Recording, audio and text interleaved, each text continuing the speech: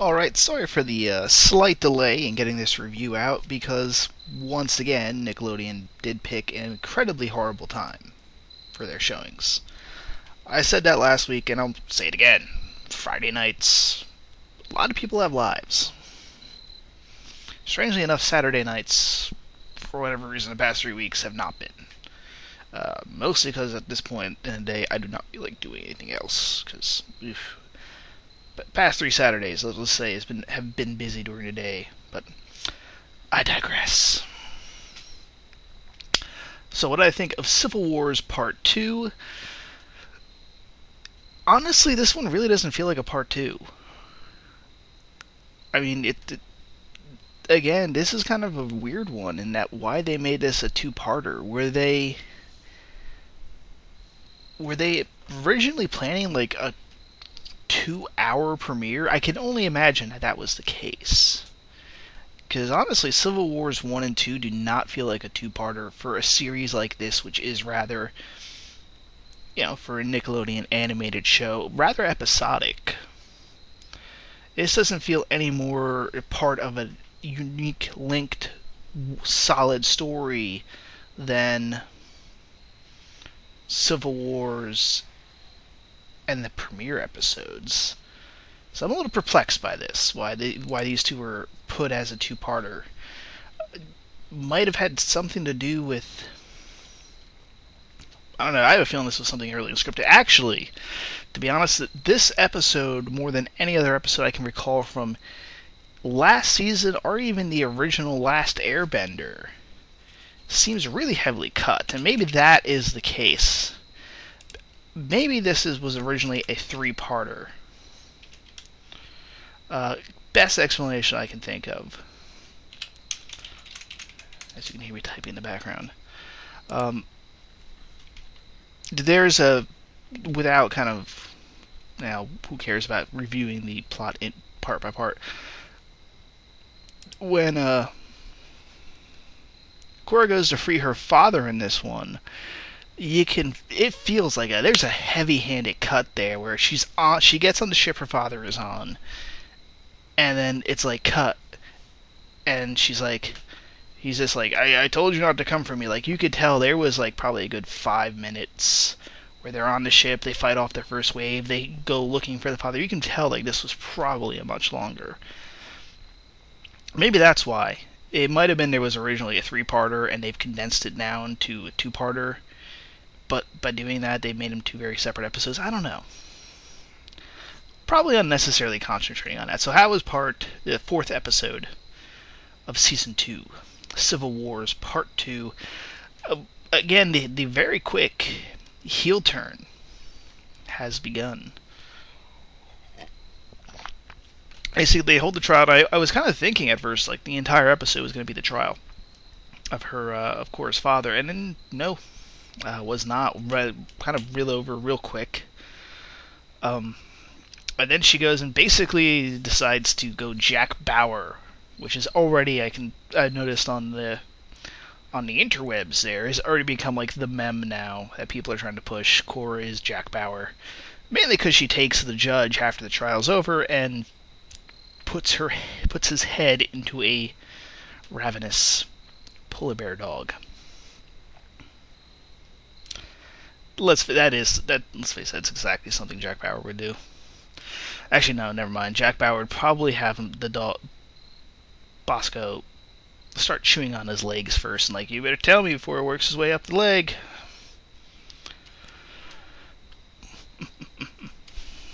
So, what do I think of the episode? It's a good setup. We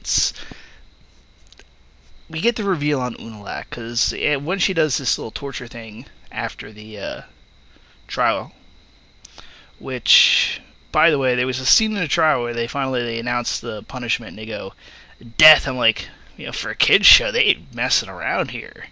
Normally they send them off to prison. No, they're going right up to, we're going to execute you. And I don't put it past this show at all to do that. After all, this is a show that last season ended on a murder-suicide. Clearly the censors have been kicked to the curb. But then he immediately commutes it to life. They should have gone with death. Come on. keep the stakes up. You already put that card on the table. You might as well stuck with it.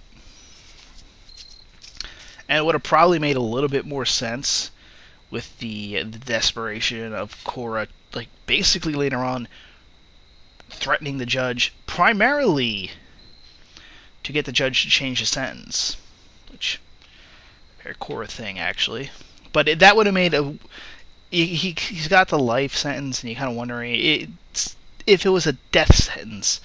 I think it would have it would have been much more clear of why Korra was doing that, chasing after the judge, threatening him, basically saying, I am going to have this dog eat you if you do not change the sentence for my father. Intimidation. Good old fashioned. Yeah, you know what? It's a show in the 20s. That's exactly what happened back then.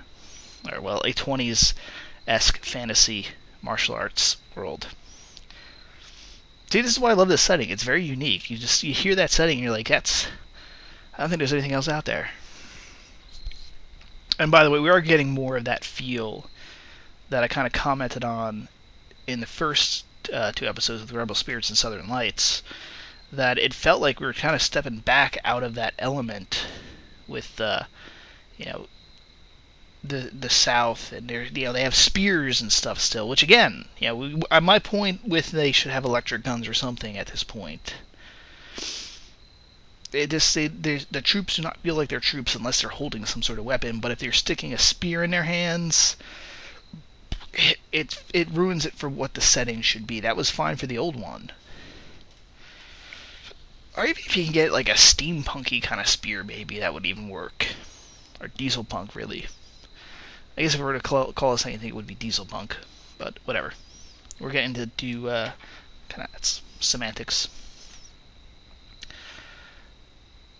So she gets frees her father. You could, like I said, that whole scene there. I just got sidetracked from saying with Unalaq. It's revealed that Unalaq had set the trial up from the get-go. And then it does make sense that he personally intervenes to have the sentence commuted from death, aimed, and have Korra's mother found innocent, all to make sure the dad's put out of the way, but that Korra remains under his spell, shall we say. Of course, when the judge reveals this, again, the heel turn a bit. This might have been something that might have... These are kind of all big reveals that feel... These are normally like the reveals you'd have come out... these four episodes you'd have come out during a much longer time period, especially with a twice as long season. I mean, if it was another 10-episode season, that'd be one thing, because then we would be approaching the halfway point by now. But I don't know. It feels like this is stuff that should be revealed by the halfway point. But again, we're going to see what happens, given that the... I don't think Unalaq's going to be the main villain. And we also find out that Unalaq staged and set up the whole incident that got Korra's father excommunicated, shall we say. Exile in the first place. So he's got the complete heel turn. She challenges him, gets him to the fight, beats him down. So he puts up a little fight, but she and Mako kick his ass. So I'm sure there's gonna be another fight, but yeah, you kind of blew it there. Yeah, as in blew the load. We know maybe a one-on-one fight with somebody, or he got super. You know what? They might still superpower him up somehow. So he's been pushed out again, and apparently we're leaving the South now. Korra, at the end of the episode, she's apparently her father wants her to go back to the Republic in order to gain support for the South. Which makes sense if number 5 is supposed to be peacekeepers. Which might be very timely, actually, about when to intervene in a conflict. The timing on that one... Yeah, obviously, they could have planned this with the whole Syria situation right now. So, very, very timely. Then, of course, let's see, The Sting and Beginnings Part 1, which I think probably... That's what they have scheduled. I'm not sure if that's when we go to a mid-season break in October. I don't think so. I would imagine we still have a couple more to go. But again, let's see here. Oh, another interesting thing is they do have kind of the tracking numbers in, at least for the series, and it's a big hit from last season. They really, and I guarantee you it's the time. They went from having, let's see, probably looks like on average here, I'd say, wow, probably 3.6, 3.7. This, like, looking at the numbers and giving a big rough estimate here, to, let's see, 2.19 for Civil Wars Part 1 and 2.6 for the first two. So that's a 50% drop. Or an average about 30% drop, which is significant for a show. And I apologize if I'm getting a little technical here, but this is basically what studios give the yay or nay on continuing. Now, I don't know the rest of Nickelodeon's lineup, and this is the only thing I watch on there. So I have no idea what the ratings are for the rest of their shows. This might still be fantastic for them, but it's the time slot. I'm going to say it again just in case, on the off chance they listen to this. You got to change that time slot. I missed this episode. I missed the premiere episodes because you have it on a Friday night. Got stuff to do, people to see. I think they were under the impression that they put that on a prime time, it would work well, but you don't have it, and you're also then competing on a Friday, Saturday night prime time. There's a reason a lot of TV networks do not put their main shows on. If you wanted to do a prime time, put it on a Tuesday night, put it on a Thursday night, put it on a Wednesday night. I don't know what they were thinking on this. There is a reason Agents of S.H.I.E.L.D. premiered on Thursday. Was it Thursday? I already forgot. When did they premiere that? Wikipedia says it was a Tuesday night. There's a reason. No one does anything on Tuesday. I worked in the restaurant industry for a short time, and Tuesday night was the night everyone stayed home.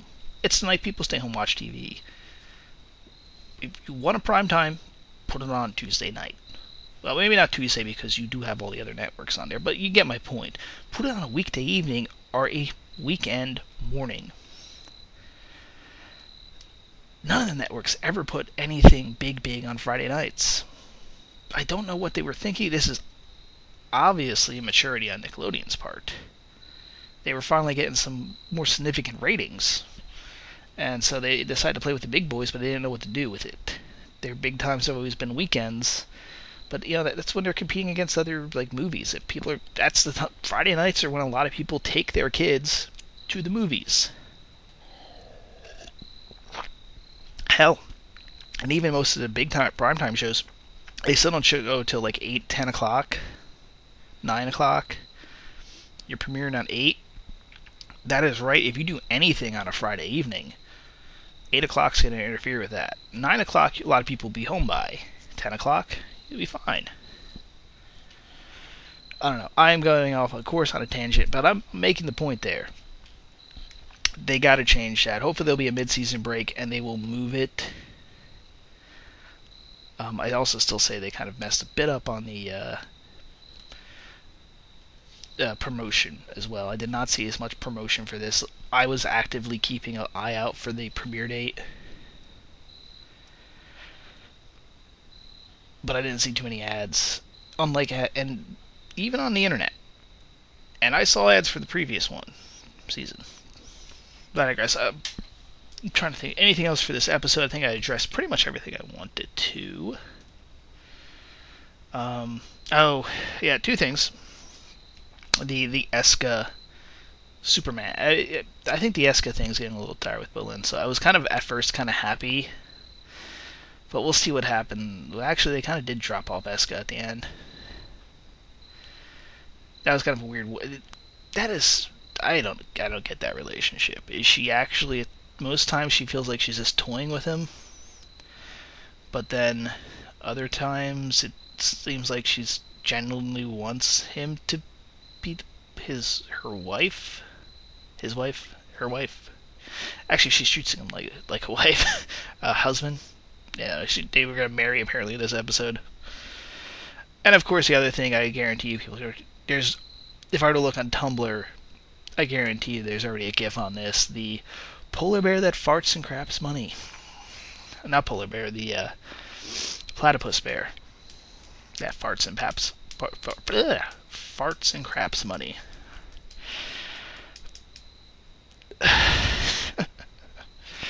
That is that one. I gotta find that GIF and save it for when. That'll be good for some forum posts. But yeah, that's another one of those moments.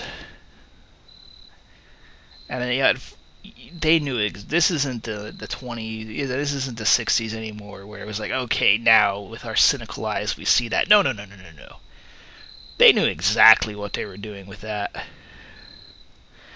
I kind of want, I hope there is commentary on this episode when the DVD eventually comes out, because I want to know the backstory on that. What are they? There was some story about that. The platypus bear that craps money. There was some sort of internal hidden symbolism with that one. Anyway, I digress. Next episode, we kind of already talked about that, Peacekeepers. Maybe I'll catch it on premiere night. Maybe I won't. Again, we'll see what's out in theaters. We'll see what's going on in a personal life. Maybe they move it to Saturday nights. Seems like I'm able to catch them on Saturday nights, only because I went out. Did a festival today. Went out to eat tonight. So, but yeah, of course, by the time I was done with all that, I didn't feel like going out tonight. I don't know. I'm just concerned with the ratings because if it drops, studio executives are kind of stupid. They see numbers, but they don't know how to interpret numbers. If you catch my drift, and before you say anything, yes, I'm formally trained in order to interpret statistical analysis. I.e., looking beyond the numbers, what's affecting the numbers, why it's actually going that. I'm a formally trained social scientist. So I look at these and I understand, okay, you picked a really bad time spot as best explanation. And looking at the time slot and looking at social habits, I can guess why. And also looking at other networks' patterns of behaviors, you can also see why. You put your A-list show, your winning show, in a slot that is open, and you kind of never question why. I've seen this happen too with many businesses, where there's like a spot that's like available to set up a restaurant, and they never question why was this spot open and so cheap. Oh, it turns out it's in a really bad location. You put it right next to this particular jug handle, which makes it really, really inconvenient for anyone to get to. There's 2 gas stations that are like this around here, where every couple of years you see a gas station open up, and then it'll close after about less than a year of operation because no one ever stops at it. Why? It's very, very inconvenient, despite seemingly being in a decent area. To actually drive and stop and pull into it, very much a pain in the arse. But of course, these gas station guys, they go in, they go, this well-developed area, there's no gas station within several miles, and the tanks are in the ground and the plot is cheap. I'm gonna buy there. And then, of course, the guy's out of money. Same thing here. You're trying to throw something on Friday nights. Friday nights don't work, buddy. I am sorry. Now, for my international viewers, things might be different in your country. I know that. I'm talking about the U.S., though. This is primarily a U.S. show. It's the U.S. ratings that are going to make it or kill it.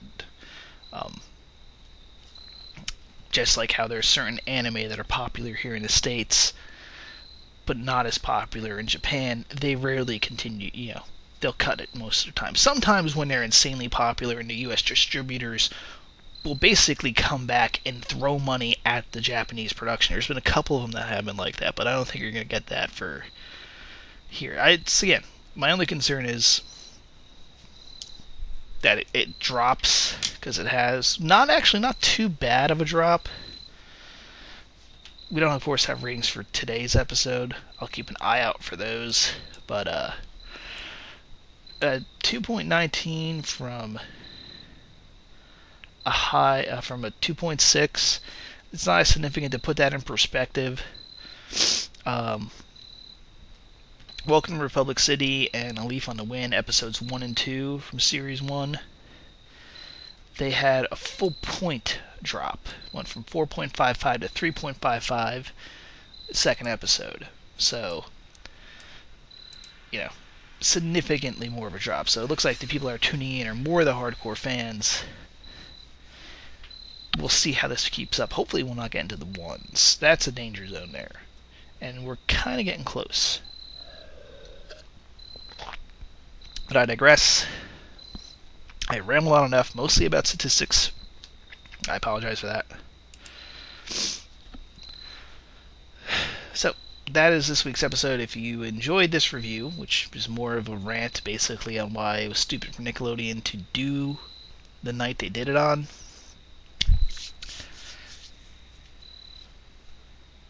hey, stay tuned for more of these. Check it out.